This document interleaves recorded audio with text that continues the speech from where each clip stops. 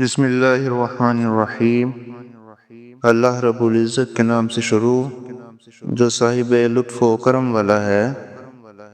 حضرت سیدنا ابو ہریرہ رضی اللہ تعالیٰ عنہ سے روایت ہے کہ شہنشاہ مدینہ قرار قلب و سینہ صلی اللہ علیہ وسلم نے ارشاد فرمایا، قیامت کے دن تم لوگ ضرور حقداروں کو ان کے حقوق سپرد کرو گے، حتیٰ کہ بے سنگ بکری کا سنگ والی بکری سے بدلہ لیا جائے گا۔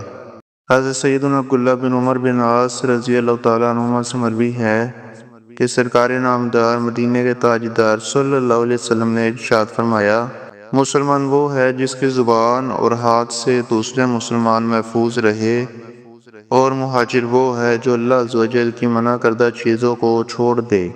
ام المؤمنین حضرت سیدتنا اما عائشہ صدیقہ رضی اللہ تعالیٰ عنہ سے مروی ہے کہ تاجدار رسالت شہنشاہ نبوت صلی اللہ علیہ وسلم نے ارشاد فرمایا، جس نے کسی کی بالشت برابر زمین ظلماً قبضے میں لی تو اللہ عز و جل اسے 7 زمینوں کا طوق پہنائے گا۔